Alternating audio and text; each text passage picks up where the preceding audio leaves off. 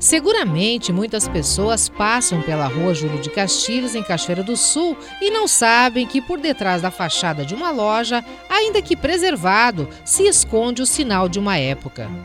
Dentro da loja, para quem vivenciou a história do Cine Ópera Astral, ainda se mantém muitos resquícios da história da arquitetura original do prédio, que foi inaugurado em 29 de janeiro de 1953.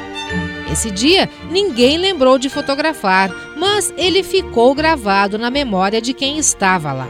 Eu, principalmente, estava na cabine para, se caso alguma coisa houvesse, queimasse um fusível, alguma coisa, estava todo mundo preparado para isso, porque o cinema estava cheio, não tinha mais lugar para sentar, as paredes laterais, isso tudo tinha gente parada para assistir ao filme, e foi um acontecimento na época grandioso.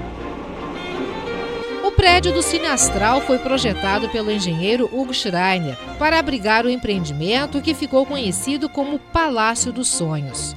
Era imponente e entre plateia e galeria possuía 1.060 lugares que foram muito ocupados no decorrer dos anos. E aí muitos casamentos começaram assim. Isso também era uma das atrações do cinema, poder ficar no escuro assim com a namorada, né? Às vezes em quando dava um beijinho que ninguém via, coisa assim. O Cine Astral existiu e encantou por 50 anos, quando então sucumbiu junto a outras casas de cinema que perderam o atrativo para uma novidade tecnológica da época. Mas Cachoeira não viveu na contramão da história, bem pelo contrário. Esse foi um fenômeno mundial, não é? Porque, especialmente nos anos 80 e final dos anos 70, mas especialmente nos anos 80, com a difusão do videocassete, as pessoas podiam levar os filmes para assistir em casa. Fantasiando um pouquinho, faz de conta que eu comprei pipoca e agora vou para a sala de projeção, subindo as escadarias do Cine Teatro Coliseu.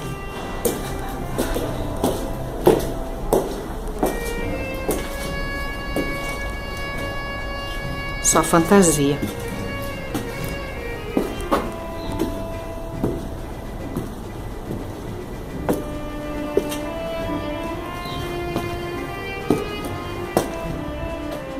Em 17 de fevereiro de 1938, o Cine Teatro Coliseu foi inaugurado com a exibição do filme São Francisco. Talvez tenha sido essa a casa de projeções mais representativa para os cachoeirenses. Marcou uma época, criou e acompanhou costumes e, passados 44 anos, encerrou suas atividades. E tanto tempo depois, ainda reside na memória de inúmeros cachoeirenses.